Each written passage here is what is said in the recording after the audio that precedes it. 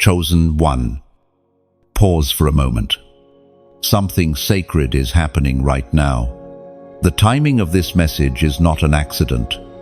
You have been feeling the stirring in your heart. That quiet sense that heaven is whispering your name, calling you to prepare for what has already been written about your future. This is not about fantasy or chance. It is about divine order. For too long, you thought God was silent. You mistook his stillness for absence. But the truth is, he has been moving in ways your eyes could not see, protecting, pruning, and positioning you for a love that carries his fingerprints. There are connections that sparkle for a season and then fade. But what heaven ordains endures beyond emotion. Imagine standing in a field after the rain, the ground still soft, the air heavy with the scent of renewal. That's what this moment is. In your spirit, a new beginning. Fresh soil for the promise that's about to bloom. You are not behind schedule. You are right on time. Even if the calendar of your heart tells you otherwise. Let me tell you about a man once certain that love had passed him by. He had prayed, waited, and watched others find their person while he stood alone. One day, in his frustration, he told God, "Maybe I am meant to walk this life alone." But in that very season of surrender, God whispered back through scripture, "I will bring her to you." Not for comfort, but for calling. Months later, he met someone who didn't just fit his life, they fit his purpose. That's what divine pairing looks like. It is not just romance, it is revelation. You, too, have been walking through a refining fire disguised as delay. Every heartbreak has shaped your discernment. Every rejection has refined your spirit. You no longer crave attention, you crave alignment. That shift is what signals heaven that you are ready, because divine love doesn't find you when you're desperate, it finds you when you're disciplined. It is written in the book of Hosea, chapter 2, verse 20, "I will betroth you to me in faithfulness, and you shall know the Lord." This is not just a verse, it's a mirror.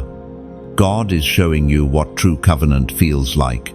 Faithfulness, intimacy, knowing him deeply first so you can love rightly later. The promise of a spouse is not the reward. Obedience is. But from obedience flows the reward. The enemy has tried to confuse you with counterfeit connections, people who looked right but carried no peace. You mistook sparks for signs, chemistry for confirmation. But heaven does not speak through chaos, it speaks through clarity. That's why the last connection fell apart. It wasn't rejection, it was redirection. Think of the moon, how it reflects the light of the sun but produces none of its own. Many have reflected pieces of what you've prayed for, but lacked the source. Your future spouse will not imitate the light, they will carry it. You will recognize them not by perfection, but by presence. The question is not, when will I meet them? The real question is, will I still trust while I wait? Because faith is not proved in fulfillment, it's proved in the in-between. God is not withholding love from you. He's withholding you from what could destroy you. So, breathe. You are not forgotten, you are being revealed. When God writes a love story, he takes his time because he writes in eternity's ink. Every delay you've faced has been heaven rehearsing the meeting that will one day make perfect sense. When it happens, it won't feel like fireworks. It will feel like peace. You won't have to chase or convince. The conversation will flow with ease. And something in your spirit will simply know, this is the one I prayed for when I stopped begging and started believing. Right now, Lift your eyes above the timeline of your fears. What's meant for you is not late, it's loading. And when it arrives, you'll understand why it had to take this long. If this word has settled in your heart, pause and do one thing as a prophetic sign. Comment 7 below. 7. The number of divine completion. Then, like and share this message so another waiting soul can be reminded. The silence of heaven is not the absence of love. It's the preparation for covenant. And if you haven't yet, subscribe, stay close. The next revelation will take you deeper into the mystery of how heaven unites two souls that were always meant to meet. You have wondered why the waiting has taken so long, why others seem to stumble into love while you walked through silence. But this silence was not empty, it was sacred. God has been teaching you through the pauses what love built on heaven's foundation truly means. The waiting season is not wasted time, it is holy time, a hidden classroom for the soul. There is a rhythm in divine delay, like the tide receding before it rushes back with greater force. God was never punishing you by withholding. He was protecting you from what could not hold you. If you had received love before you were healed, you would have called dysfunction devotion. The waiting preserved your promise. Think back to the moments when your heart felt restless. The conversations that ended abruptly, the almost that slipped away, each one was a whisper from heaven, saying, "Not this, not yet." You mistook the closed doors for rejection, but they were redirections. A loving father does not give a child the fire they are not ready to carry. He trains their hands first. So when the flame finally arrives, it brings warmth instead of destruction. Picture yourself as gold inside a refiner's fire. The process is not meant to harm, but to reveal purity. When the gold melts, the impurities rise to the surface so they can be removed. That's what waiting does. It exposes impatience, insecurity, and the need for control. It leaves behind what is true and steady. What can sustain a covenant? You might not have noticed it, but you've changed. The person who once prayed for someone to fill the void has now learned to be whole alone. You no longer look for someone to complete you. You look for someone to complement what God is already doing in you. That shift changes everything. There was once a woman who, after years of disappointment, prayed a new kind of prayer. She stopped asking for someone to arrive and started asking to become someone worth finding. She began to rebuild her boundaries, reignite her purpose, and rediscover joy without attachment. Months later, a man appeared who spoke the same language of growth. They recognized each other not through attraction, but through peace. That is the fruit of waiting. The waiting season is where you learn the difference between connection and calling. Many can connect to your emotions, but few can carry your assignment. Your future spouse is not just a partner, they are a purpose partner. That's why the timing has to be exact. Heaven does not align two lives prematurely, it prepares them separately, then joins them when both hearts echo the same surrender. According to what is written in the book of Habakkuk, chapter 2, verse 3, "For the vision is yet for an appointed time, though it tarry. Wait for it. It will surely come. It will not delay." This scripture isn't just about prophecy, it's about partnership. Love, too, has an appointed time. The right person is not late, they are being shaped by the same hands that are shaping you. Your delays and their detours are both part of the choreography of destiny. So, if the waiting still aches, Let it. Pain is often the sign that something holy is being formed beneath the surface. Trust that the silence is working harder than the noise ever could. While you wait, let your faith deepen roots, not grow weary, because when the moment arrives, it will happen suddenly, like dawn breaking after a long night, like the first breath after holding it too long. There's beauty in this quiet season. It's where your eyes turn from longing toward gratitude. It's where you learn that fulfillment doesn't come from being chosen by someone else. It comes from choosing obedience. And from that obedience, divine timing unfolds. When God finally unveils what He's prepared, you will see that every lonely prayer was not ignored, it was archived. Heaven does not delete your desires, it refines them until they align with His will. The delay was never denial. It was design. And when it all comes together, you'll realize that the waiting wasn't a pause in your story. It was the plot itself, the sacred space where your character was built. Your faith was stretched, and your love matured enough to mirror His own. And somewhere beyond the horizon, unseen but certain, the paths are already bending toward each other. What was once distant is quietly drawing near. Heaven moves in silence, but destiny makes no mistakes.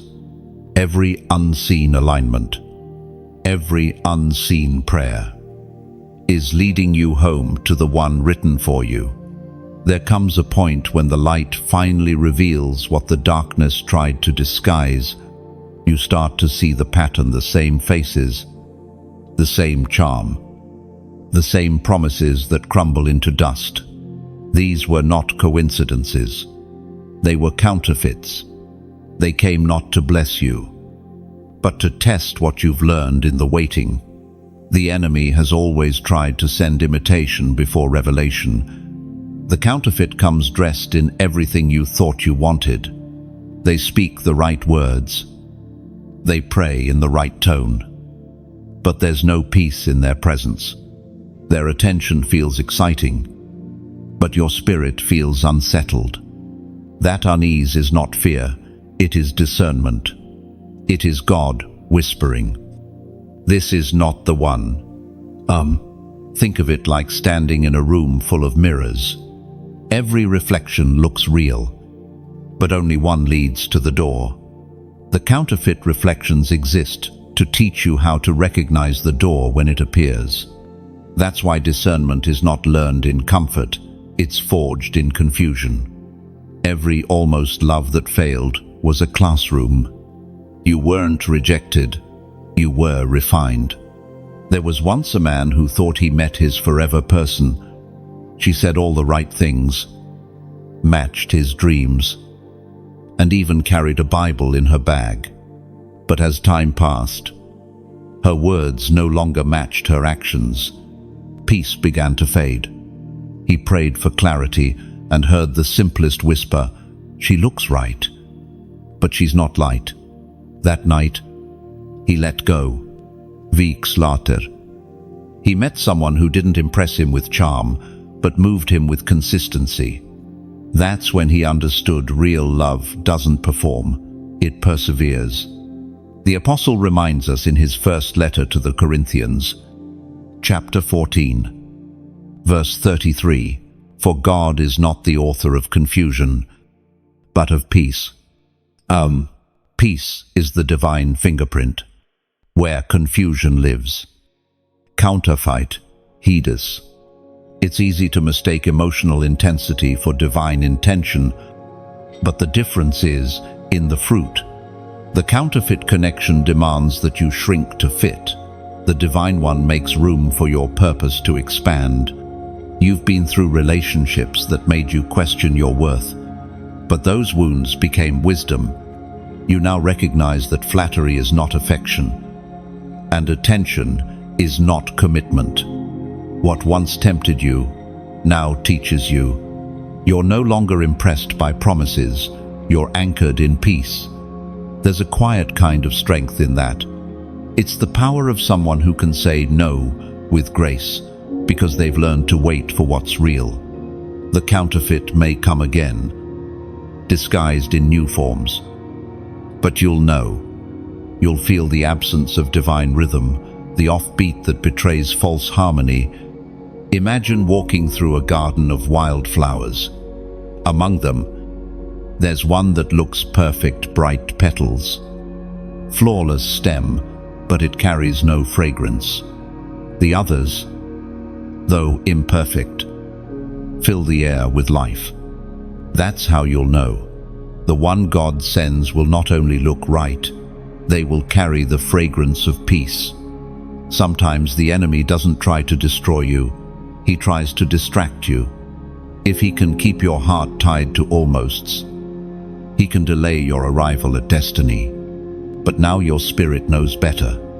You no longer chase appearances, you follow alignment. So when someone new enters your life, don't rush to label it. Watch for the fruit. Listen for peace. Test the spirit behind the smile. Because the one chosen for you will not confuse you, they will confirm you. They will recognize you the way light recognizes dawn. Every wrong one was simply proof that your heart is still alive enough to try. Don't regret the counterfeits. Without them, you wouldn't have learned the sacred rhythm of discernment. Every goodbye was heaven clearing space for covenant. And now, your heart stands wiser, guarded not by fear, but by peace. You've become the kind of person who can look temptation in the eye and smile. Knowing what's fake can no longer fool what's anointed. If you feel this truth stirring within, comment, "No more almosts." Because this is the moment you draw a line in the spirit, the end of settling for half light, half love. From now on, you wait for what's whole, what's peaceful, what's truly sent by God. When you type "no more almosts," you're not just commenting words, you're making a covenant with clarity. You're telling heaven, I will no longer entertain confusion. I will no longer mistake attention for anointing. You're declaring spiritual maturity, that your heart has learned its value. No more almosts means you're done with halfway love, done with emotional replicas. It's your way of saying, God, I trust your timing more than my feelings. That declaration shifts atmospheres. It opens the door for what's truly meant for you. There are moments when God doesn't speak through words, but through whispers hidden in the rhythm of your days. Small signs, quiet nudges, dreams that feel more real than memory. These are not random flickers of imagination. They are heaven's way of speaking in symbols. The divine often conceals direction inside what looks ordinary. In the stillness of your night, you've begun to notice patterns. A recurring number, a song that follows you wherever you go, a dream that revisits you again and again. You shrug it off at first, but something inside you knows it's not coincidence, it's conversation. God doesn't always send thunder. Sometimes he speaks through threads only the Spirit can see. One chosen soul once told the story of a dream that changed everything. She dreamt she was walking through a vast field of wheat. A gentle wind moved through the stalks, bending them all in one direction, except for a single stalk standing upright, unmoved. When she awoke, her heart beat with recognition. Days later, she met someone whose quiet strength reminded her of that stalk, unshaken by storms. Rooted deeply, that's how she knew. The dream was not fantasy, it was foresight. When God reveals glimpses of your future, he rarely gives details, he gives discernment. The purpose of these signs is not to feed curiosity, but to build trust. Heaven does not operate on your schedule, but on alignment. Every whisper is an invitation to lean in, not to predict, but to perceive, as recorded in the book of Job, chapter 33, verses 15 to 16. In a dream, in a vision of the night, when deep sleep falls upon men, then he opens their ears and seals their instruction. Oh, the divine speaks in layers, sometimes through scripture that seems to leap off the page, other times through a word someone unknowingly says that pierces straight through your doubt. But the most intimate way God prepares you for your future spouse is through internal recognition, the sense that something within you is awakening to what's coming. It's not obsession, it's awareness. Heaven is tuning your spirit to a frequency that only your ordained connection will match. You may start to notice that your prayers are changing. Instead of "God, bring them to me," you find yourself saying, "God, prepare me to meet them." That shift is the signal that revelation is near. Think of a lighthouse waiting on the shore. It doesn't chase the ships. It simply shines until the right one appears in its horizon. That's what you are learning to do in this season, to stand illuminated, steady, and ready. Your clarity will call your counterpart. There's something mysterious about the way heaven reveals timing. It rarely announces the moment. It cultivates the readiness. Dreams may intensify. Signs may align. But the truest confirmation will be peace that doesn't need explanation. When it's time, you won't have to force doors to open. They'll swing naturally, as if creation itself recognizes your arrival. Don't dismiss the divine details. That recurring thought, that face that lingers in your prayer, that sudden calm when you least expect it, each could be a fragment of God's way of saying, "I'm closer than you think." But remember, signs are not substitutes for surrender. They are simply reminders that the author of your story is still writing. There will be nights when the whispers fade and doubt tries to shout louder. You may question if you imagined it all. But even silence is part of the process. God's absence is often the space He leaves for your faith to grow. You don't need new signs every day. Sometimes you just need to hold on to the last word He spoke until He speaks again. And when He does, it won't be a mystery. You'll recognize the alignment, not because it looks perfect, but because it fits peacefully.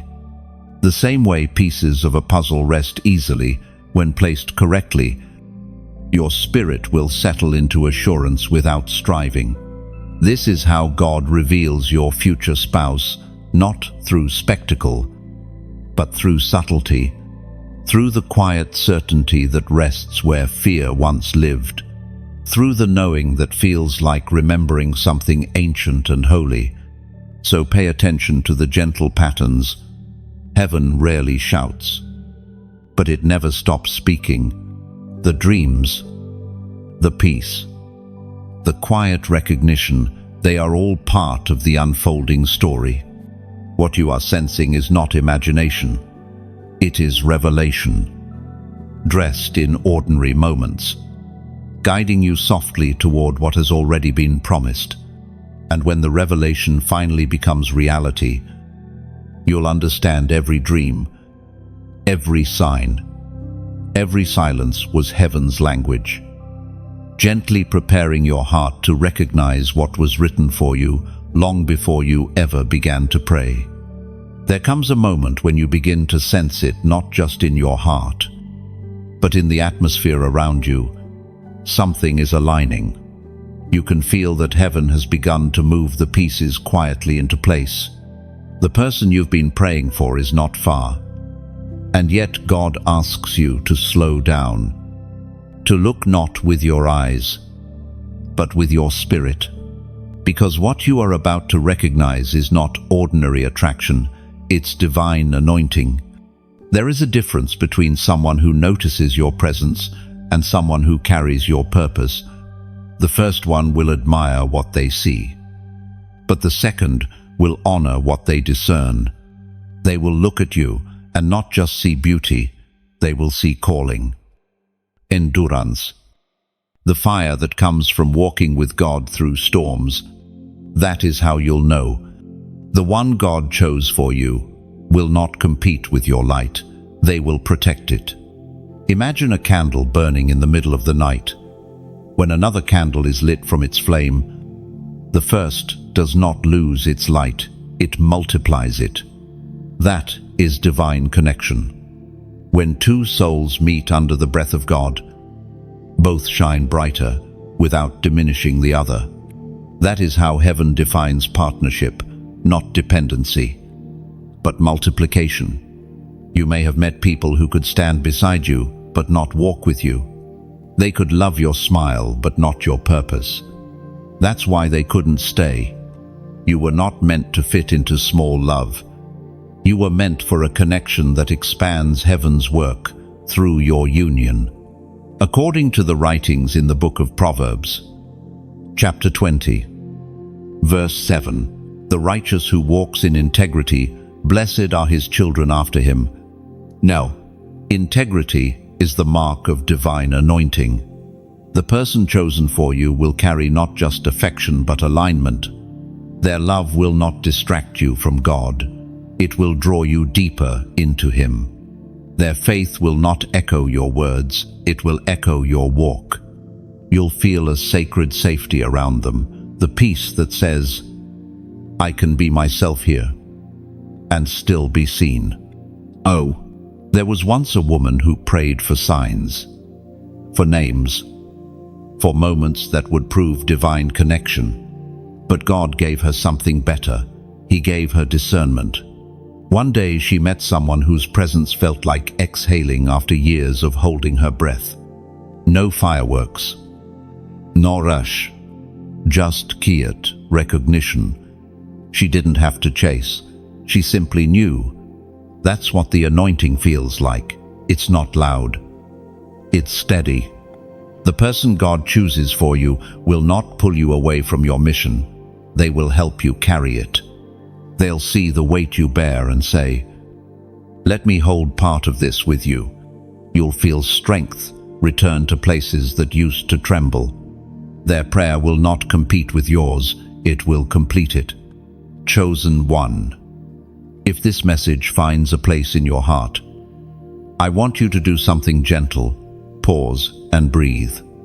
Let gratitude rise. You are already being prepared for the one who recognizes the oil on your life. This word isn't about rushing the promise, it's about celebrating the preparation. And if these words have poured peace into your waiting, let your gratitude flow naturally. Just as a single drop of rain awakens a sleeping seed, your small act of kindness, a like, a share, a subscription, or even a heartfelt donation is a ripple that helps this message travel to another heart still searching in the dark. When you like, it's as if you're striking a match to keep the lighthouse burning. When you share, you extend the shoreline so another soul can see the glow. When you subscribe, you become part of the steady rhythm that keeps the flame alive. And if you donate, it's not obligation, it's participation. You become one heartbeat in a symphony of hope, helping light travel farther than any single voice could reach. This isn't asked from you, it's offered to you, as an opportunity to give back in the same spirit that gave to you. Like the tide meeting the shore, generosity always returns, multiplied. So if your heart feels moved, let it be a quiet, yes, whispered from gratitude, not pressure. Whether you give, share, or simply carry this word within, you are already part of its light. The message continues because hearts like yours choose to keep it alive. And somewhere, unseen yet certain, your light touches another heart tonight. Maybe that heart will one day stand beside yours. That is how heaven weaves stories, through simple acts of faith, through love freely given, through light passed quietly from one soul to another. There are seasons when everything in your life seems to shift at once. Doors close, friendships fade, priorities change. It's not chaos, it's choreography. Heaven is rearranging the stage before the curtain rises. You've been sensing it lately, haven't you? The pull to let go of what no longer fits. The quiet awareness that something larger than you is moving the pieces into place. That's not coincidence. It's divine alignment in motion. God never wastes movement. Even detours are directions in disguise. You may think you've been walking in circles, but heaven has been leading you through the long road to prepare your heart for the straight one, the one that leads to your destiny, your calling, and yes, your future spouse. Before you can meet the right person, your path has to be cleared of the wrong weight. Think of an archer drawing back his bow. The tension doesn't mean delay, it means focus. The farther he pulls back, the farther the arrow flies. That's what this season is. Tension with purpose. You are being stretched, so your release will carry power. Every closed door is the wind guiding your aim. There was a man who thought everything was falling apart.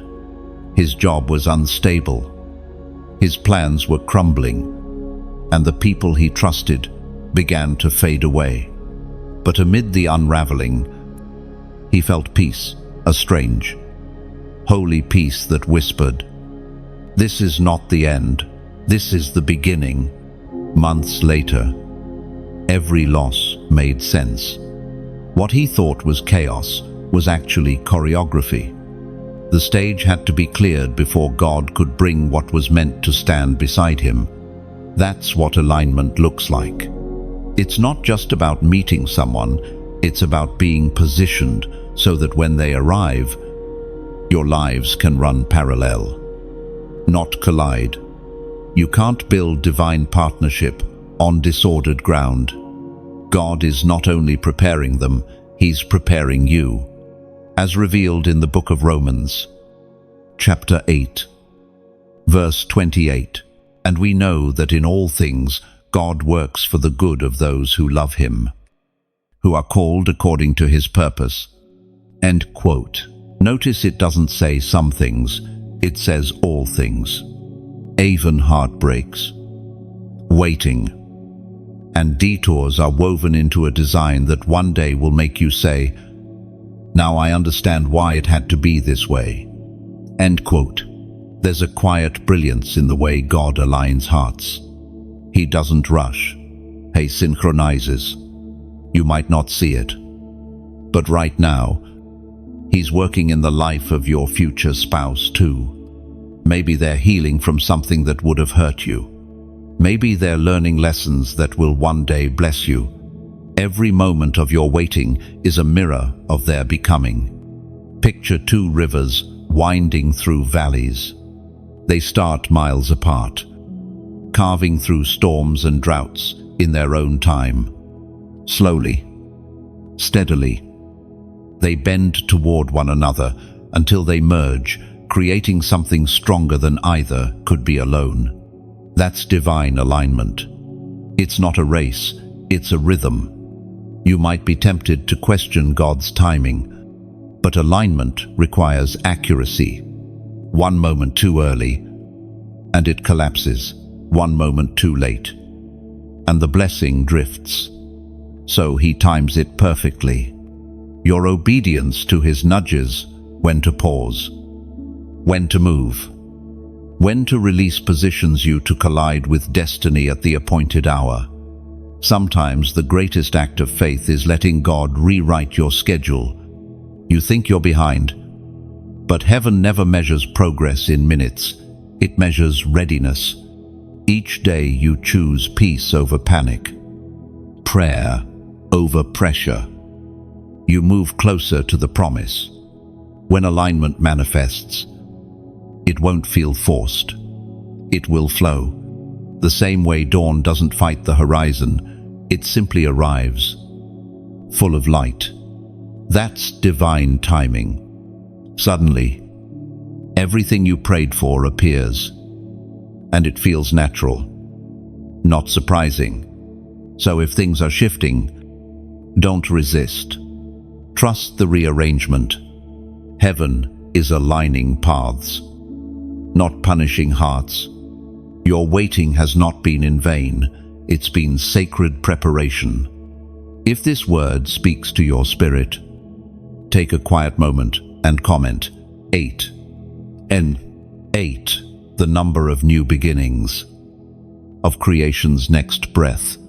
It represents the moment the old cycle ends and heaven opens a fresh page for your life.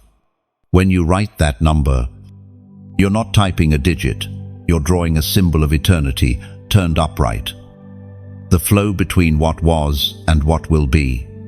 It's your way of saying, I'm ready for renewal, for divine order to replace delay. End of T. Let 8 be your silent yes to God's alignment, a declaration that every closed door and broken plan is transforming into an opening for something new. When heaven aligns your steps, it never repeats, it resurrects. There is a quiet work happening within you, one that few can see and even fewer understand. It doesn't come with noise or spectacle, it comes with stillness, surrender, and sometimes tears. This is the season of inner preparation, the unseen transformation that makes you ready to receive what you once only dreamed of. You've prayed for the promise, but God is more interested in the person you are becoming than in the timing of what's coming. Before He places something sacred in your hands, He strengthens your grip. Before He unites your path with another, He makes sure you are whole enough not to lose yourself in the union. Healing is heaven's hidden workshop. Every wound you bring before God becomes raw material for wisdom. Every time you choose forgiveness over bitterness, you build endurance for covenant love. True partnership cannot flourish in a heart that still bleeds from yesterday. So God heals what history broke, piece by piece, quietly, faithfully. There was once a woman who couldn't understand why she kept attracting the same kind of pain in different forms. No matter how many times she tried again, the result felt the same, half love, half loss. One night, she stopped asking for someone new and instead whispered, "Lord, make me new." That prayer changed everything. Healing began not through another person, but through a deeper relationship with God. Months later, she realized she no longer sought love to feel whole. She already was. That is the secret of divine readiness. You don't wait to be loved. You become love. When you are no longer driven by the ache to be chosen, you become the kind of person who attracts what is chosen by heaven. The Word of God declares in the book of James, chapter 1, verse 4, "Let perseverance finish its work, so that you may be mature and complete, not lacking anything." Completion is not perfection. It is peace. It is the ability to sit alone without feeling abandoned, to release without resentment, to trust without seeing. That's the fruit of inner preparation. God refines your patience not to punish you, but to make your spirit unshakable when the promise finally arrives. Imagine a tree planted by the water. In spring, everyone notices its blossoms. But the real miracle happens underground, where the roots grow deep in darkness, unseen. That's you in this moment. The roots of your faith are spreading deeper, anchoring you so that when the storm of emotions comes, and it will, you won't be moved. Some days, this refining process feels endless. The silence can sting. The loneliness can echo. But what if the ache you feel is not emptiness, but expansion? God is stretching your heart to hold the kind of love that mirrors His own, steady, forgiving, selfless. Healing is not linear. There will be days when peace feels close, and others when pain resurfaces without warning. Don't be discouraged. Growth often disguises itself as grief. What feels like breaking is actually reshaping. Every tear that falls becomes the water that softens the clay of your soul, allowing the potter to mold you into something more beautiful, more enduring, more whole. You are learning what real readiness means, not preparing your appearance, but preparing your atmosphere. The person God is sending isn't looking for someone perfect. They're looking for someone prepared, someone who knows how to pray through confusion, love through fear, and stay faithful through waiting. There's a sacred stillness that comes when you finally stop striving, when you realize that becoming ready is not about doing more, but about being more, being present, being patient, being pure in intention. That's when transformation takes its deepest root. And in this silence, something holy happens. Your desires begin to align with His. The old urgency fades, replaced by assurance. You no longer chase what is yours. You attract it through peace. The need to prove disappears because His presence already validates you. When you finally meet your future spouse, you'll recognize them not just by how they make you feel, but by how your spirit rests around them. That rest will be the reflection of this very season, the proof that the waiting wasn't wasted. So don't rush the work. Let the fire refine you, not frighten you. Let the healing continue. Even when it feels slow, you are not being punished. You are being polished. Heaven is shaping your heart to mirror its own rhythm. And when the preparation is complete, the promise won't just enter your life, it will recognize you. Because the truth is this: what you are waiting for is waiting for you too. But only the healed version of you can hold what's holy. And right now, that version is being born in the quiet chambers of surrender, prayer, and peace. When heaven begins to bring two paths toward each other, it rarely looks like a love story at first. It looks like tests, timing, and transformation. The connection that's meant to last must first survive the refining of misunderstanding, silence, and surrender. Divine alignment may bring you face to face, but it is the testing that ensures the bond is built on truth, not emotion. This is where many turn back, mistaking testing for trouble. They see tension and assume something is wrong, when in fact something sacred is being proved. God does not test to break, He tests to reveal. Just as fire does not destroy gold but reveals its purity, so does trial reveal the strength of divine connection. Imagine the process of weaving. Two separate threads cross and pull, again and again. Ach intersection adds tension. But through that tension, a pattern emerges, stronger than either thread could have been alone. That's how heaven weaves hearts through challenge, through pressure, through refinement.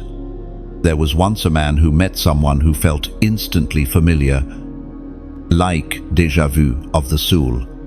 The connection was undeniable. The peace was deep, but soon came distance, misunderstanding, and silence. He prayed for clarity and heard only one phrase in his spirit: "If it's real, it will remain." Months passed. He grew. She healed. And when they met again, the bond was no longer fragile, it was fortified. What once felt like loss was actually strengthening. God had tested them separately so they could stand together. The voice of heaven speaks in the book of Zechariah, chapter 13, verse 9. "I will refine them as silver is refined, and test them as gold is tested. They will call on my name, and I will answer them." Every test is heaven's classroom. Through silence, you learn communication. Through misunderstanding, you learn grace. Through waiting, you learn endurance. God doesn't send these moments to make you question love, but to teach you to protect it. A love that has not been tested cannot be trusted. In Divine Unions, testing does not come to destroy the connection. It comes to strengthen the covenant. What is shallow collapses under pressure, but what is sacred becomes stronger. The difference lies not in what happens to you, but in how you respond. You may face seasons where the person God is preparing for you seems distant, unsure, or unavailable. Don't panic. Heaven doesn't build permanent things with temporary bricks. God may separate for a time to strengthen alignment. Sometimes the test is not about them at all. It's about whether your faith remains steady when nothing feels certain. Picture a bridge being built between two cliffs. The workers must test each beam before it's locked into place. Every weight, every strain, ensures it will hold when the real crossing begins. That's what your current season is, a weight test for the soul. You are learning how to hold love without letting fear fracture it. Testing also exposes motives.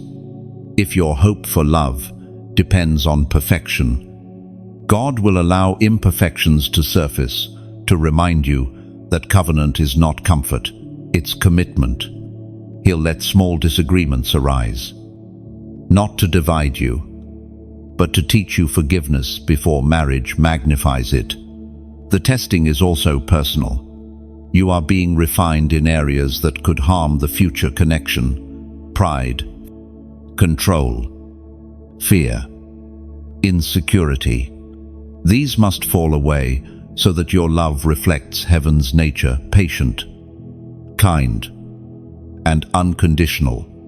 There's beauty hidden even in divine silence. When God pauses the conversation, it's not rejection, it's recalibration. He gives you space to listen beyond words, to trust beyond evidence. This is how faith grows, deeper roots. If you find yourself in a moment of uncertainty, don't rush to fix what God is still forming. Some answers take shape only when the test is complete. You don't need to interpret every silence or solve every distance. Sometimes obedience simply means staying still until clarity arrives. What you learn in testing will one day sustain your union. Patience, humility, forgiveness. These are the muscles you build now, so your covenant doesn't collapse later. The testing season teaches you to handle blessing without breaking it. And when you pass through it, you'll realize something sacred. Love is not proven by the absence of trial, but by the presence of peace within it. You will look back and see that every misunderstanding refined your compassion, every delay deepened your trust, and every silence strengthened your bond with God. This is how heaven tests connection, not to measure how much you can lose, but how much you've learned. to hold on. When you can love without fear, wait without panic, and forgive without pride, the test will end, and what remains will be pure. Because what's truly from God cannot be broken by circumstance. It can only be proved by it. You've learned how to wait, how to discern, and how to heal. But now, heaven is asking you to listen, to truly hear. Because divine love does not begin with what you see, it begins with what you hear in the Spirit. This is the part of the journey where emotion must yield to revelation. Many have mistaken the sound of their own desire for the voice of God. They prayed, heard an answer too quickly, and called it confirmation. But divine instruction is not born from impulse, it is birthed from intimacy. You must learn to distinguish between the echo of your hope and the whisper of His truth. When God speaks about your future spouse, He will not confuse you. His voice carries peace. Not pressure, clarity, not chaos. It does not rush you into connection, it readies you for covenant. Every time you felt anxious, uncertain, or forced, that was not Him. His voice never manipulates your heart, it anchors it. There was once a young man who thought he had finally met the one. Everything looked right: faith, chemistry, timing. Yet in prayer, Acquier unis langueur, he asked God for a sign, but heaven stayed silent. Days later, he prayed again, not for a yes or no, but for peace. And in that moment, the stillness itself became his answer. God didn't speak in words, He spoke in the absence of confusion. The man walked away with peace and no regret.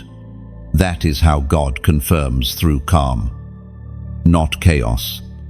As written in the book of John, chapter 10, verse 27, "My sheep hear my voice, and I know them, and they follow me." This verse isn't just about hearing, it's about recognizing. The sheep doesn't panic in the noise of the world because it knows the sound of the shepherd. In the same way, when God speaks to you about love, your spirit will recognize it. It won't need proof. It will simply know. God's voice is like the wind. It cannot be seen, but it moves everything it touches. Sometimes He speaks through scripture that stirs at the right moment. Other times through a phrase someone says without realizing it. Sometimes He speaks by shutting every door but one. You don't always need an audible sound. You need spiritual sensitivity. Think of a radio being tuned. The static fades as you turn the dial closer to the right frequency. That's what's happening in you right now. God is adjusting the dial of your heart, clearing the noise of fear, impatience, and assumptions, until all that's left is the gentle rhythm of His truth. To hear God's voice about your future spouse is to walk by faith, not fantasy.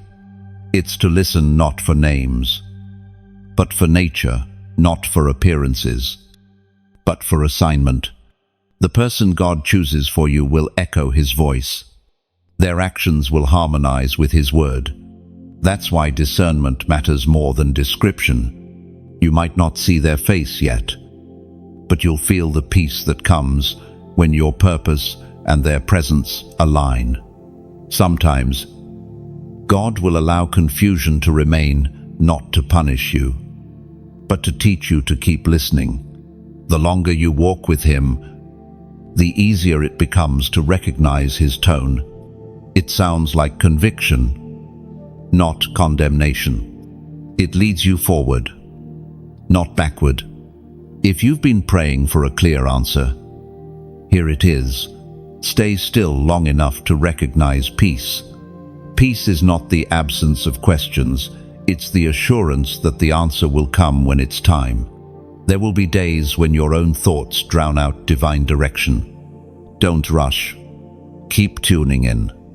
God is faithful to repeat what's vital, the same way a lighthouse flashes again and again until the sailor sees. His guidance will circle back until you notice. Learning to hear God's voice is a lifetime practice. But the more you honor His whisper, the louder His direction becomes.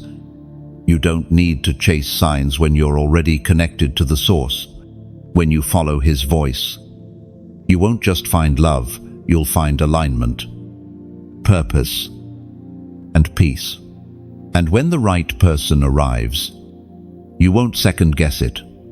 The same voice that told you to wait will tell you, this is the one, and this time, your heart will not doubt, because it will recognize what it's been tuned to hear. If this truth rests deep within your heart, command, I choose His voice. I'm saying, because that declaration is more than agreement, it's surrender. It means you're done listening to fear, done chasing noise, done letting emotions speak louder than peace.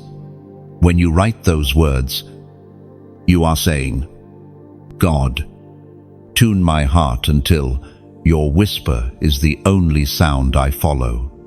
And that, chosen one, is how heaven leads you straight into the arms prepared for you. You might have noticed that when you begin to walk in alignment, resistance follows. It's not coincidence, it's confirmation. Whenever something holy is being formed, darkness trembles. The enemy doesn't fight what isn't threatening him. He fights what carries destiny. That's why spiritual warfare often intensifies right before breakthrough. The moment heaven starts to connect what God has spoken over you, the atmosphere shifts. This battle isn't about the person you're waiting for, it's about the promise behind it. Kingdom marriages don't just unite two hearts, they unite two callings. Together, you will carry light that exposes what darkness wants to hide. So, of course, the opposition rises. The closer you get to divine fulfillment, the louder the distractions become. But here's what you must remember. The battle you're facing is proof of the blessing that's coming. Every spiritual storm you've endured has been refining your authority. You've been learning how to pray with power, how to discern attacks, and how to stay grounded when everything around you shakes. This is not punishment, it's preparation for power. As proclaimed in the book of Ephesians, chapter 6, verse 13, therefore put on the full armor of God, so that when the day of evil comes, you may stand firm. You are not fighting to earn your promise, you're standing to protect it. The enemy cannot destroy what God has decreed, but he will try to distract you from defending it. That's why discernment matters so deeply right now.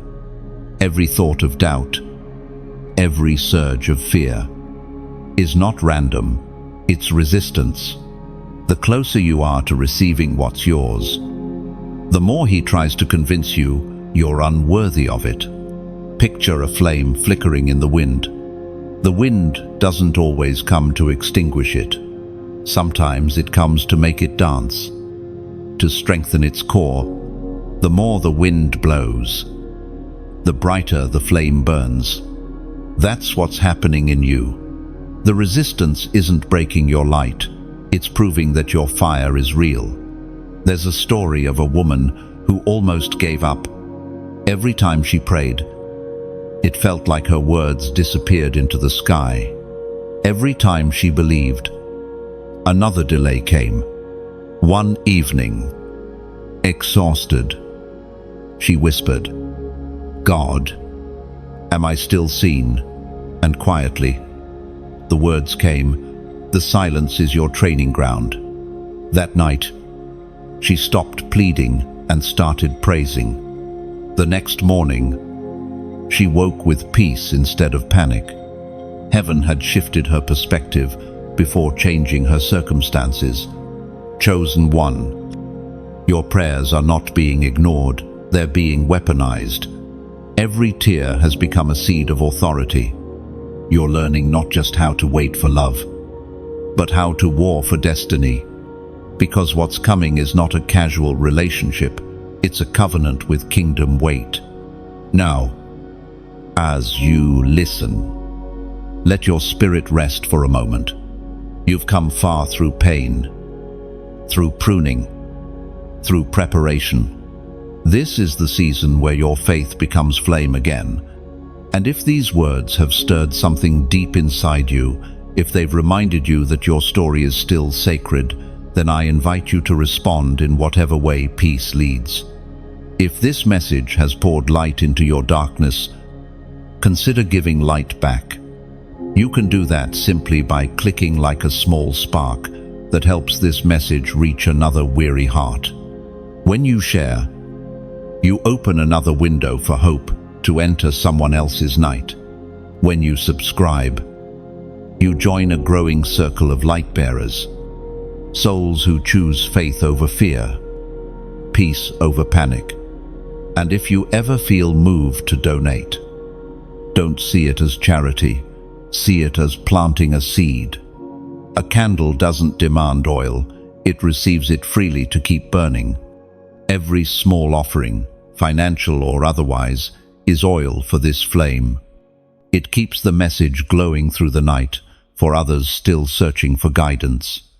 There's no pressure, no price tag, only the invitation to give as freely as you've received, the same way the sea returns to the sky through mist.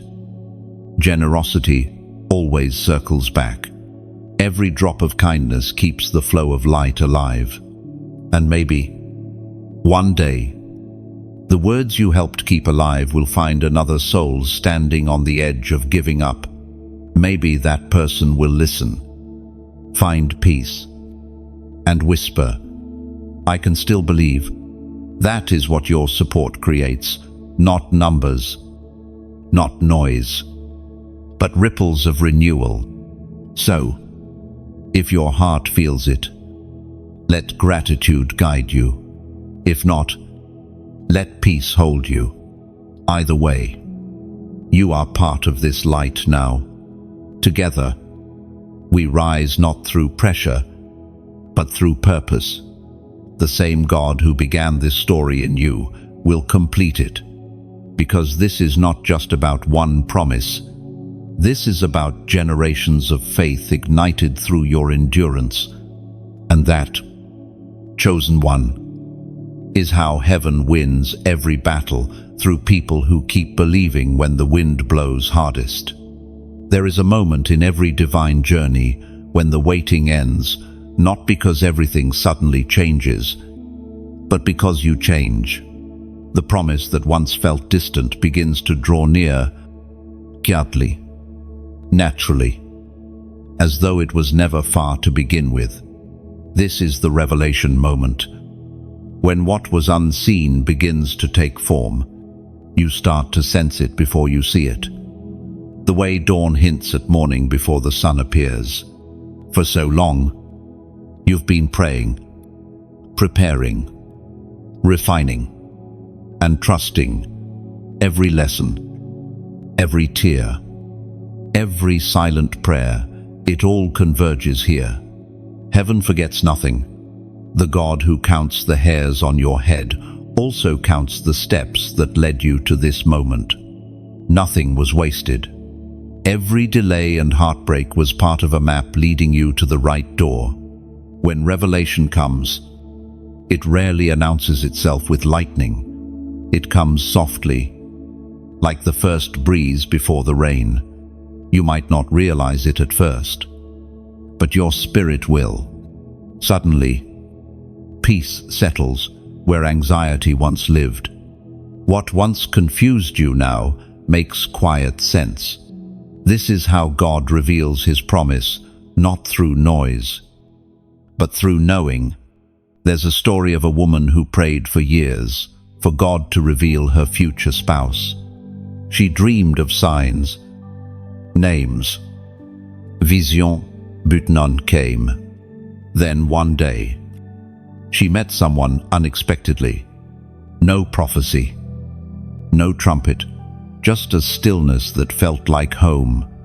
Days passed, conversations deepened, and her spirit whispered, "This is the peace I prayed for." God didn't need to speak loudly, because peace itself was his answer. According to what is written in the book of Isaiah, chapter 30, verse 21, whether you turn to the right or to the left, your ears will hear a voice behind you, saying, "This is the way, walk in it." And enter. That's what revelation feels like, a gentle voice behind you, guiding your steps. It's not always dramatic. Sometimes it's a heart that feels settled, a direction that no longer wavers. When you meet the person ordained for you, there will be alignment in the smallest things, peace in their presence, clarity in your mind, strength in your purpose. You won't have to force understanding or manufacture chemistry. Divine connections flow naturally because heaven is the author. It will feel like remembering, not discovering. That familiarity is not coincidence, it's covenant. Revelation also confirms who you've become. The version of you standing in that moment could only exist because of the waiting. The insecurities that once spoke loudly have gone quiet. The fear that once controlled you has been replaced by faith. You'll see yourself differently, not as someone hoping to be chosen, but as someone already appointed. There's beauty in how God times revelation. He doesn't reveal it when you're desperate for signs. He reveals it when you're ready for responsibility. Revelation carries weight. To recognize divine connection is to step into stewardship. Love, when heaven sent, comes with purpose. You might find that revelation unfolds in layers: peace, then clarity, then confirmation, sometimes through prayer, sometimes through actions that echo God's heart.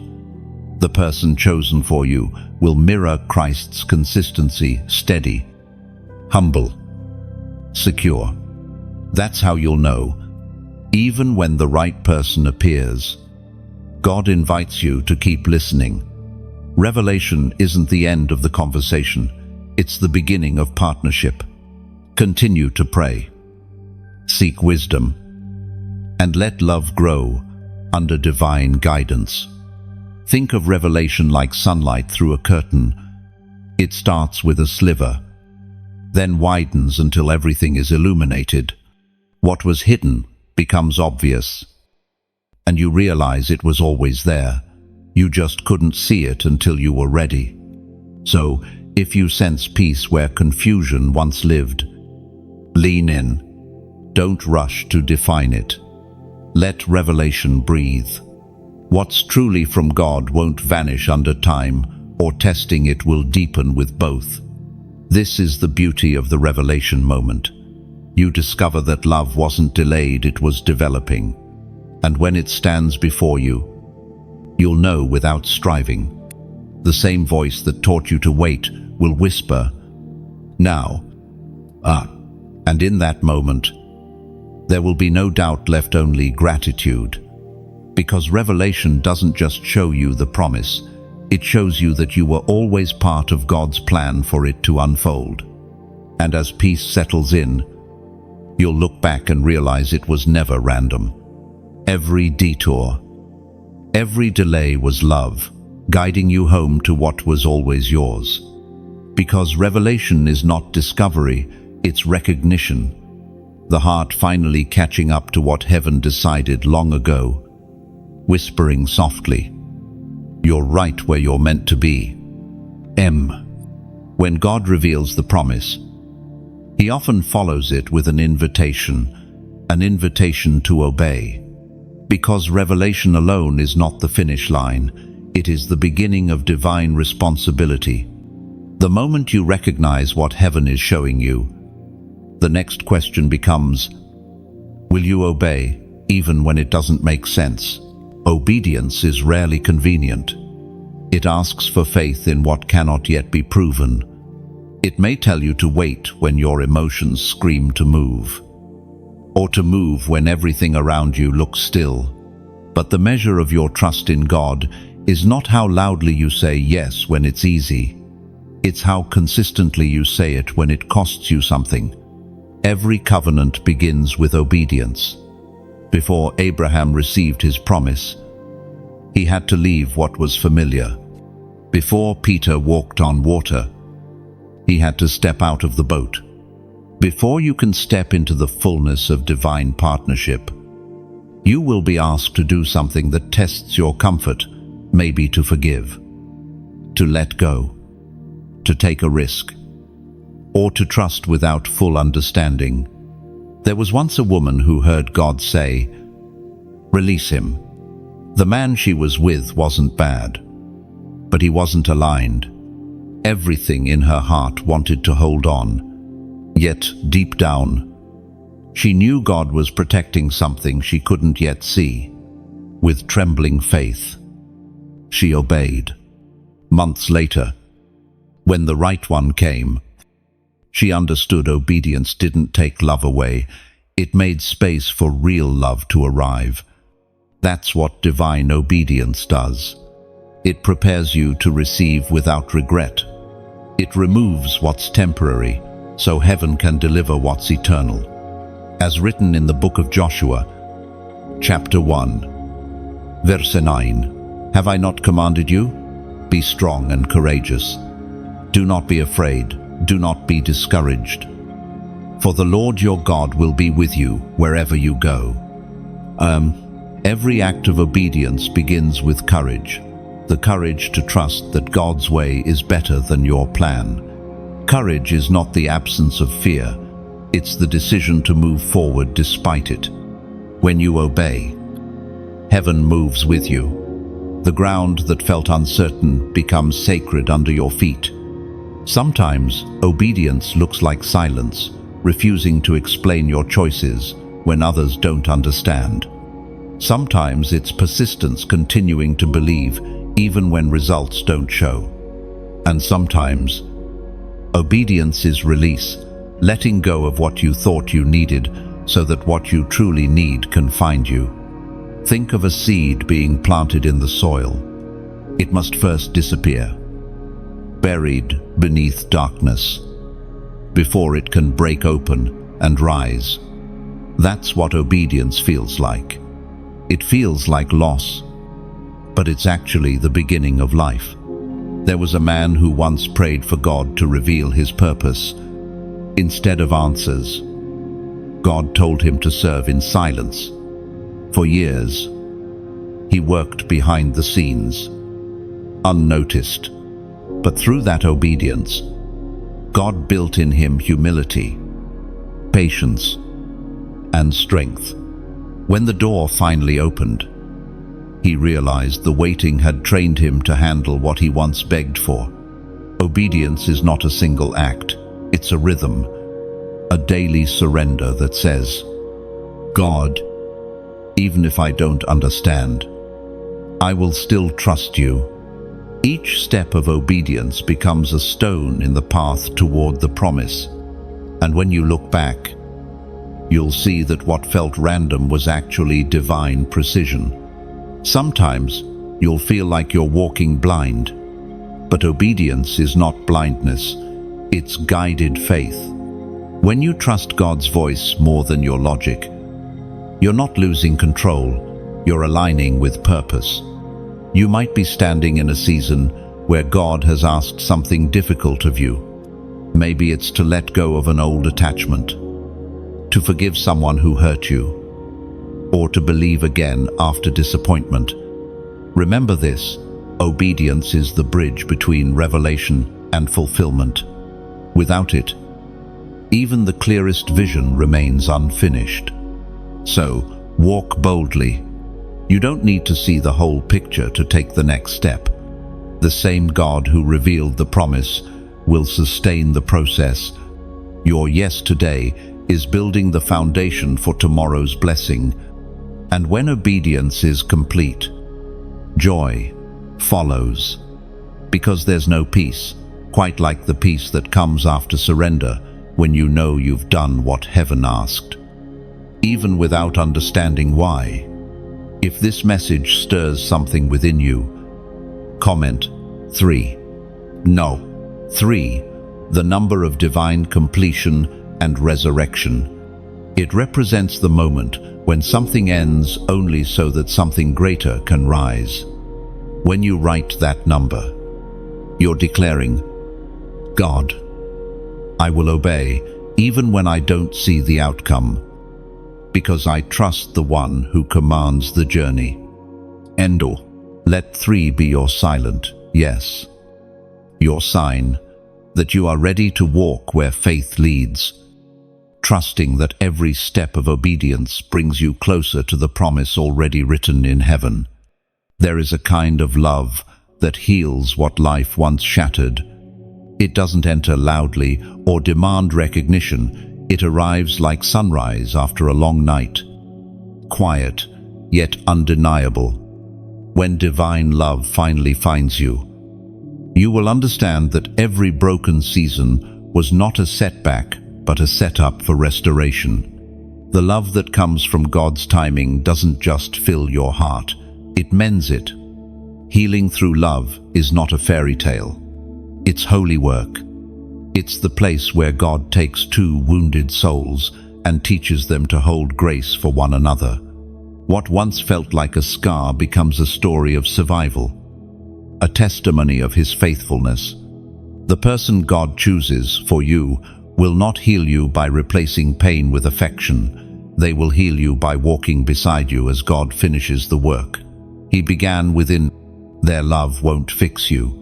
It will make you feel safe enough to let God fix what's still tender. That is the power of divine partnership. It's not an escape from brokenness, but a journey into wholeness together. There's a story of a woman who used to flinch at affection. Her past had taught her that love often came with disappointment. But then she met someone who didn't rush her healing. He didn't try to fill the silence with promises. He simply stayed.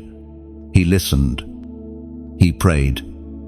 And when she needed space, He gave it without resentment.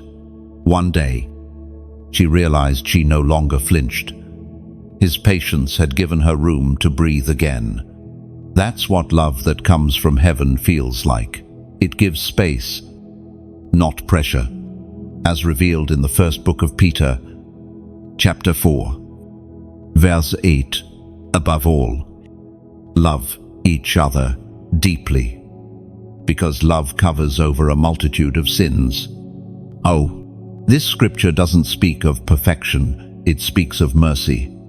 To love deeply is to see someone's flaws and choose compassion over criticism. Divine love does not deny imperfection, it redeems it.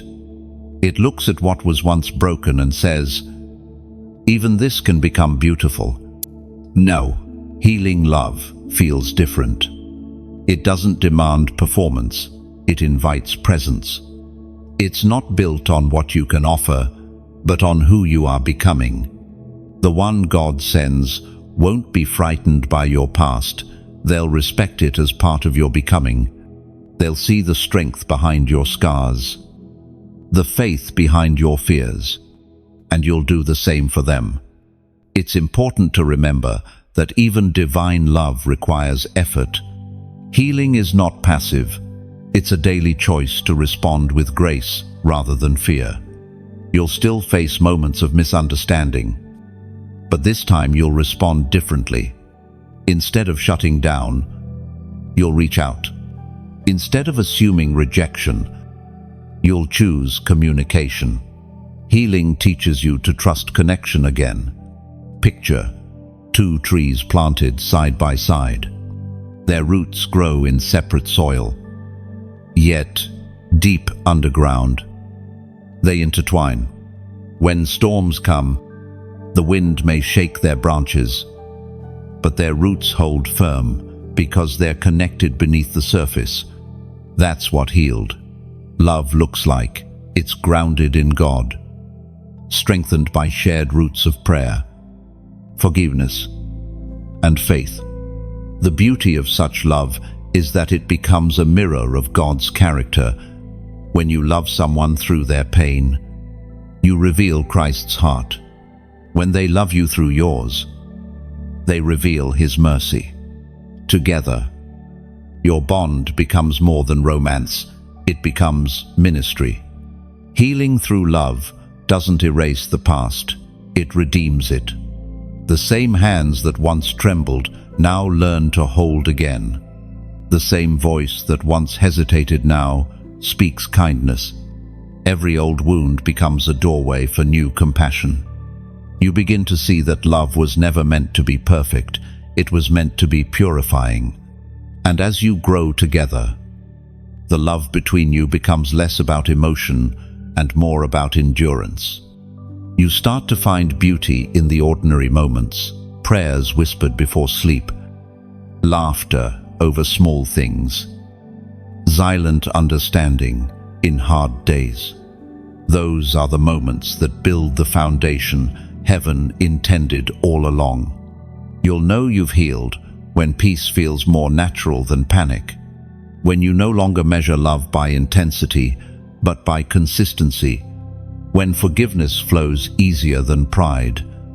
Healing doesn't mean you forget the past. It means the past no longer defines how you receive love in the present. The person God sends will not complete your story, they will join it. Together, you'll write chapters that glorify not your strength, but God's grace, and through your love, others will see that redemption isn't just a word, it's a life lived fully, scars and all. Because when two healed hearts meet, they don't just fall in love, they rise into it. When two lives finally meet under heaven's timing, something more profound than emotion takes place. It's not just a relationship beginning, it's a covenant unfolding. What God joins together is not merely about companionship, it's about calling. Your union becomes a vessel through which heaven can pour its purpose into the world. This is what the covenant blessing truly means. It's not about two people finding comfort, but about two spirits finding mission. Love becomes sacred when it extends beyond the heart and touches eternity. Every divine partnership carries an assignment, a shared vision that outlives emotion and outlasts circumstance. There's a story of a couple who met after years of praying separately. They came from different places, carried different pasts, and faced different storms. Yet, when they prayed together for the first time, their words harmonized like two notes of the same song. That prayer became the beginning of their ministry. What they couldn't accomplish alone began to multiply when joined in faith. That's the covenant blessing. It multiplies what you could never grow alone, as declared in the book of Ecclesiastes, chapter 4, verses 9 and 10. Two are better than one, because they have a good return for their labor. If either of them falls down, one can help the other up. This is not just about emotional support, it's about spiritual partnership. When one grows weary, the other reminds them of who God is. When one forgets the promise, the other speaks it again. A covenant relationship doesn't avoid storms, it withstands them. Its strength lies in unity, not perfection. Think of two rivers merging into one. They don't compete for direction, they combine force. Their waters carry both stories forward, becoming something new and stronger than before. That's what happens when two chosen hearts come together. The current of your purpose gains momentum. What once trickled now flows with power. The covenant blessing doesn't make life easier, it makes life meaningful. Every challenge becomes a shared victory. Every joy becomes a shared praise. And when one of you doubts, the other becomes the living reminder that faith still works. The relationship ceases to be about possession, it becomes a partnership in purpose. You begin to pray differently. Instead of asking, "God, bless us," you start praying, "God, use us." And that small shift changes everything. Your union stops being about fulfillment alone and becomes about influence. You start seeing your love as a tool for healing others, a light to guide those who are still wandering where you once were. A covenant doesn't just protect, it produces. It bears fruit that extends beyond the two of you. It inspires forgiveness, teach endurance, and reveals what divine love looks like in human form. The covenant blessing turns your home into a sanctuary where peace dwells, where faith grows, and where others encounter the reflection of God's grace. But every covenant also carries responsibility. The moment God blesses a union, the enemy notices distractions, doubts, and disagreements may try to creep in. That's why prayer becomes the armor and humility becomes the key. You protect what heaven has entrusted to you, not through control, but through compassion. There will be days when love feels less like poetry and more like perseverance. On those days, remember that even the holiest unions need grace. The covenant doesn't erase human weakness, it redeems it. You will still make mistakes. But in the covenant, mistakes don't define you, they refine you. The true beauty of the covenant blessing is that it reflects the heart of God Himself. His love is steadfast, forgiving, and relentless in mercy. When your love begins to resemble that, when you learn to stay, to forgive, to rebuild, that's when heaven smiles, because your love has become a testimony of divine endurance. Picture two candles burning side by side. When the wind comes, their flames lean toward each other instead of apart. That is covenant. It is not the absence of wind, it's the decision to stay close until the storm passes. In this kind of love, words are no longer enough. You begin to live your vows daily. Service replaces selfishness. Faith replaces fear. And every day becomes a fresh reminder that the covenant was never built on feeling, it was built on faith.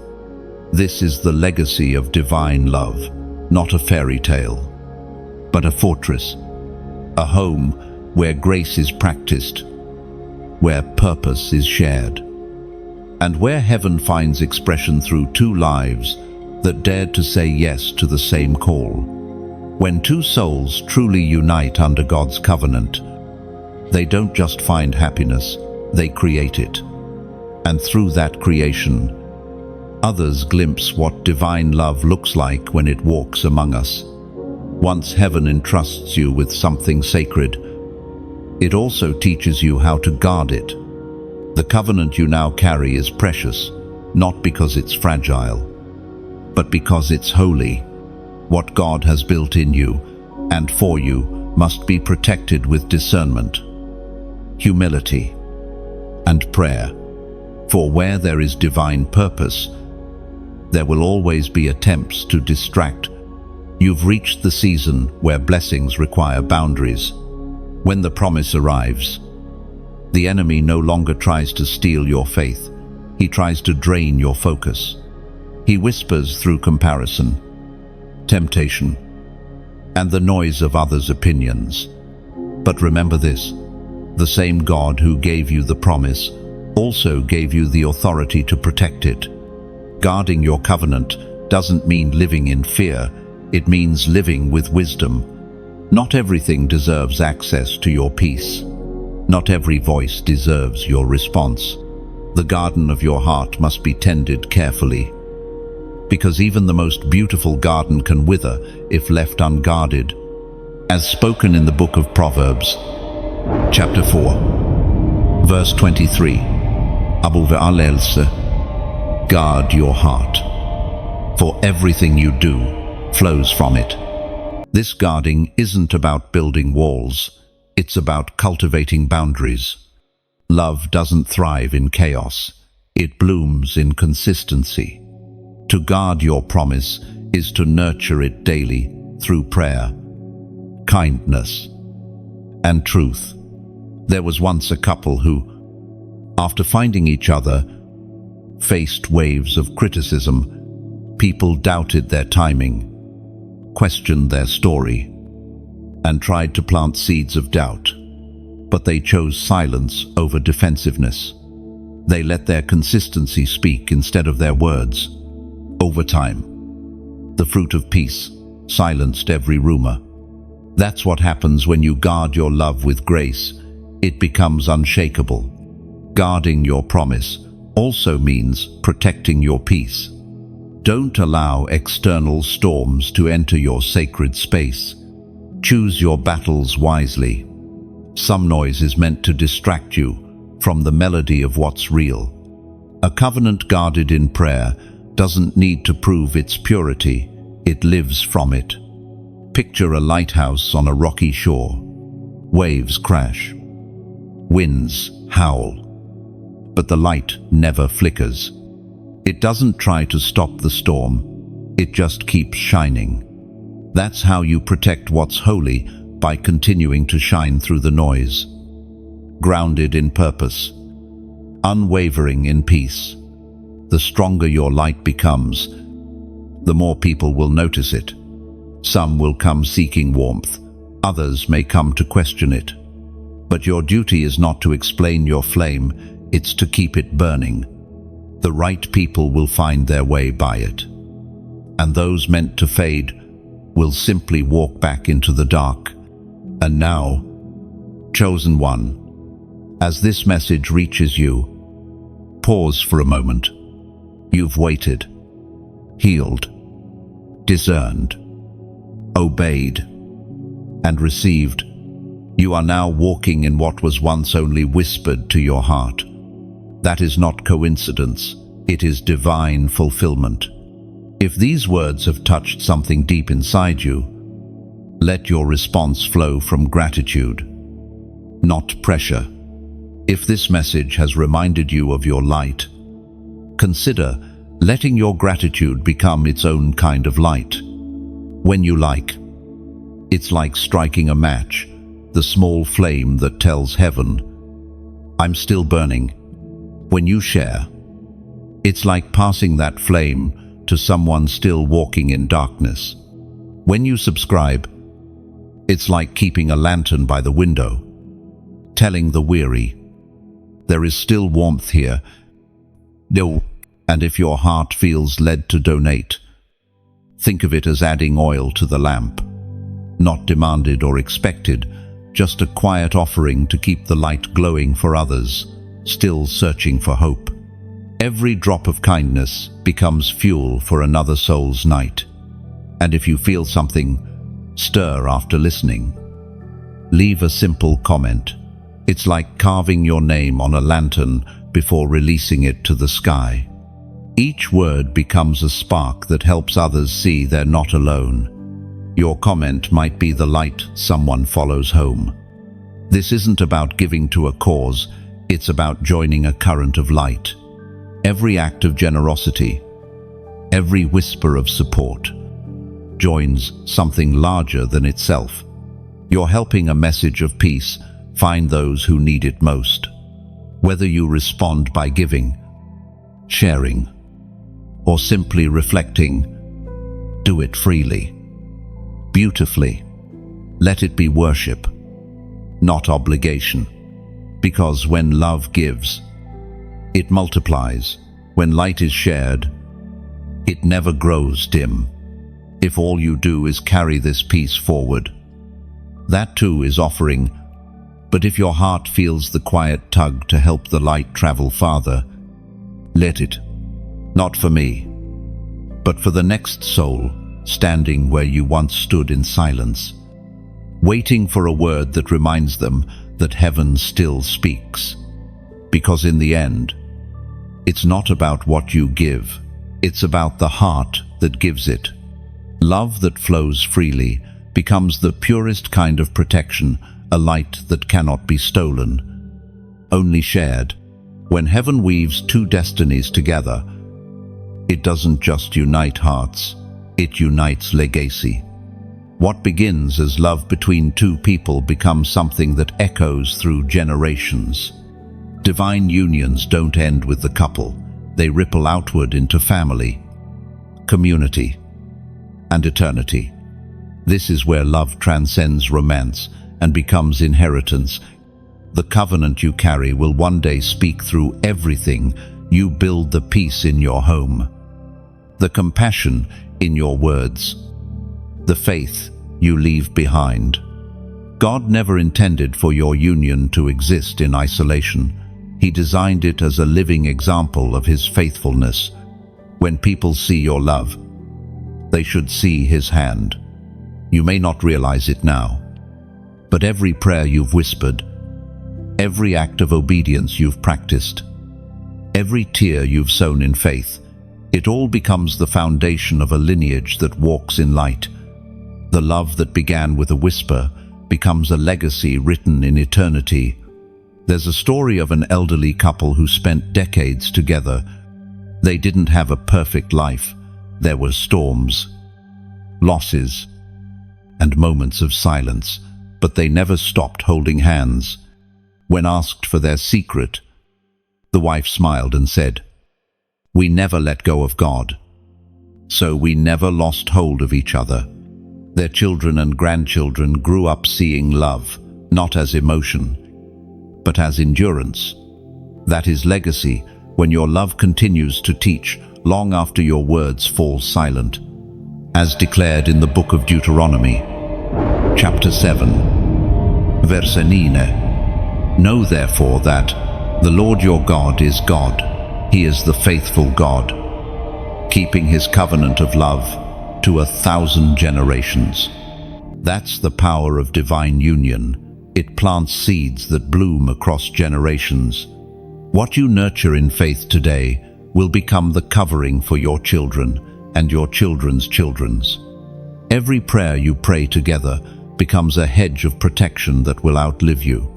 Legacy is not built in grand gestures, it's built in daily devotion. In the quiet mornings spent praying together, in the forgiveness that replaces pride, in the patience that outlasts anger.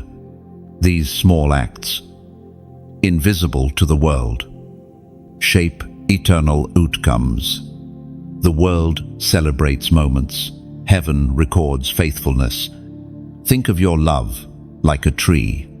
The branches reach high, but the true strength lies in the roots. Those roots are your prayers, your consistency, your shared faith. They anchor your union through every season. Long after you're gone, others will find shade beneath what you planted. That's how God designs love. It's meant to outlive its beginning. There's something sacred about realizing that your relationship is part of a bigger story. You were never chosen just to be loved. You were chosen to be an example of love. The way you forgive, the way you endure, the way you give, these become testimonies of God's goodness for those who come after you. Even in moments when your love feels small, heaven sees its eternal weight. Every time you choose peace over pride, you build something that will stand long after you're gone. Your faithfulness becomes a torch passed down to others, still learning what divine love truly means. Legacy doesn't always look like abundance. Sometimes it looks like endurance. It's in the way you stay faithful when it would be easier to walk away. In the way you keep believing when hope feels distant. Love that endures becomes light that never dies. And one day, when years have passed and the first pages of your story have turned to memory, your union will still speak. It will speak in the way your children love, in the kindness your grandchildren show, in the quiet faith that runs through your lineage. People will look at your family and say, they came from love that was blessed. Every act of grace now is a seed in eternity. You may not see all its fruit, but heaven does. The laughter shared in faith, the prayers whispered in unity, the sacrifices made in love, all of it becomes fragrance before God, carried through time. When the final chapter of your life is written, the measure of your love won't be found in grand achievements, but in quiet consistency. The way you loved, the way you forgave, the way you stayed, that is what will echo in eternity. Because true love, the kind born in God's presence, never ends where it began. It grows, it multiplies, and it continues to speak long after words are gone. Your story becomes a song, and that song will keep playing in hearts you may never meet. Long after you've stepped into glory, in the stillness that follows fulfillment, there comes a new kind of peace, the kind that doesn't shout or sparkle, but simply is. It's the quiet peace of knowing that the promise has come full circle. You've walked through waiting, endured refining, passed through testing, and arrived at revelation. But even here, heaven keeps speaking, because God's promises are not destinations, they are beginnings. Divine love never ends with finding each other. It begins there.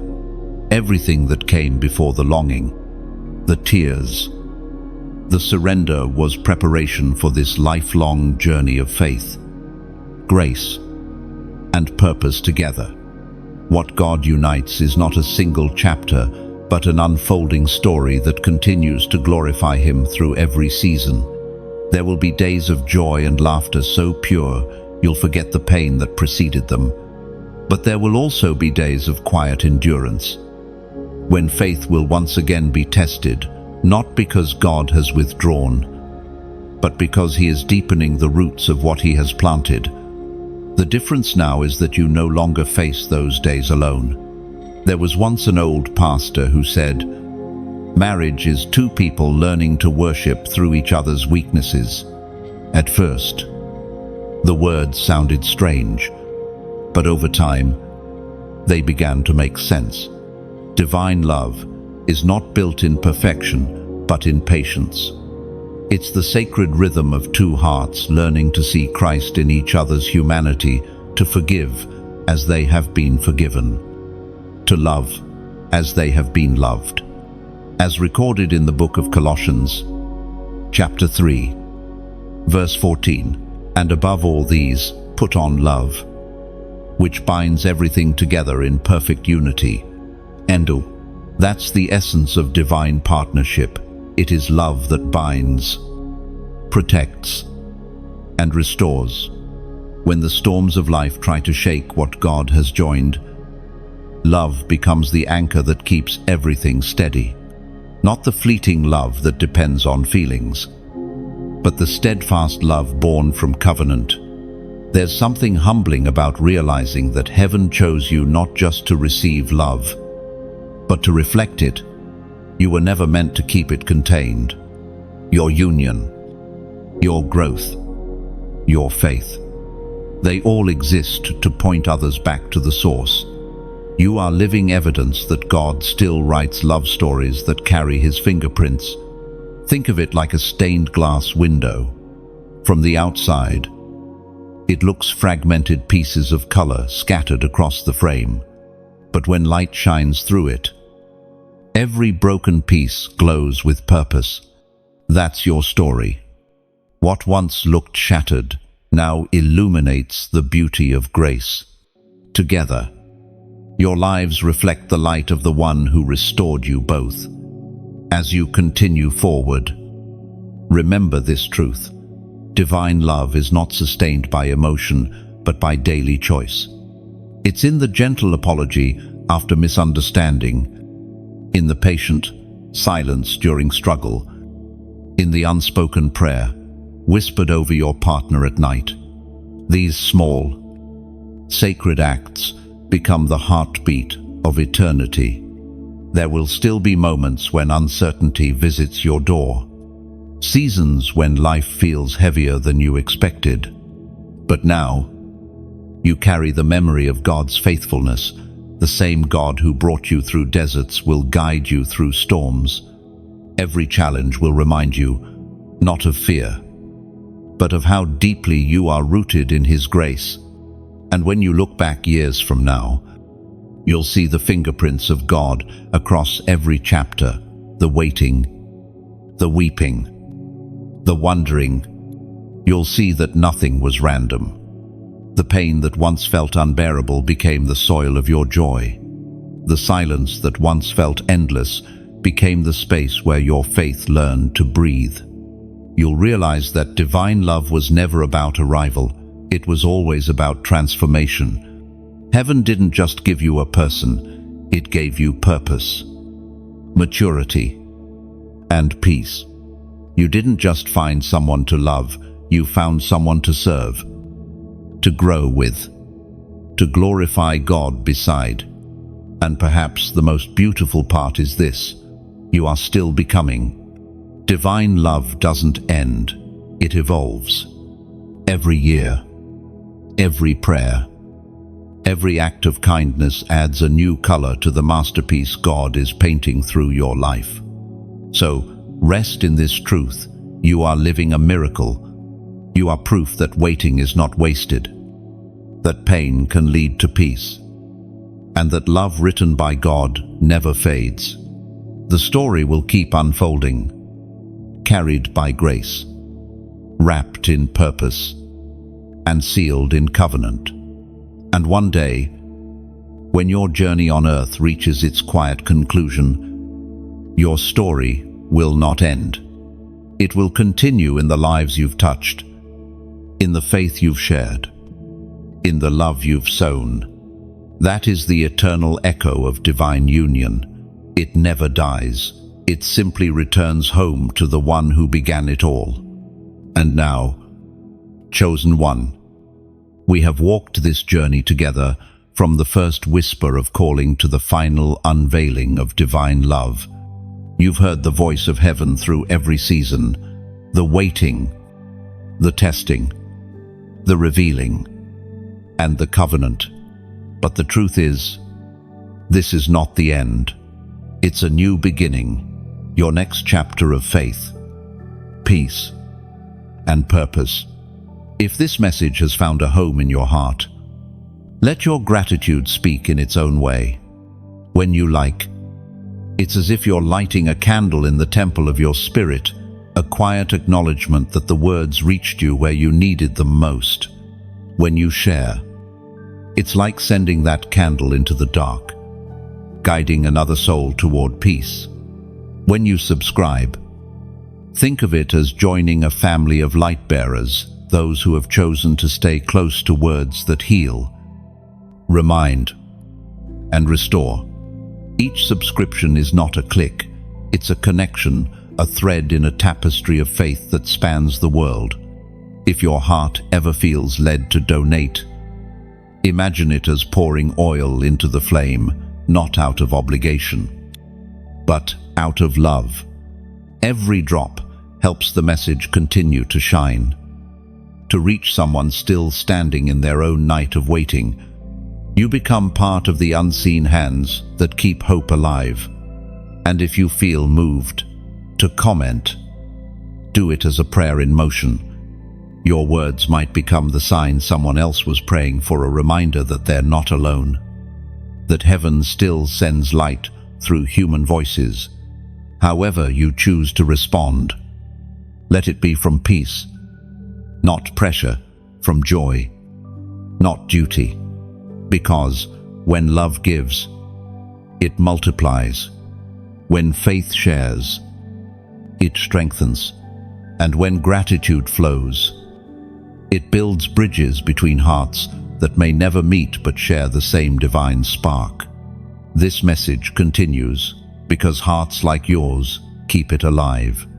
You are not just a listener, you are part of the light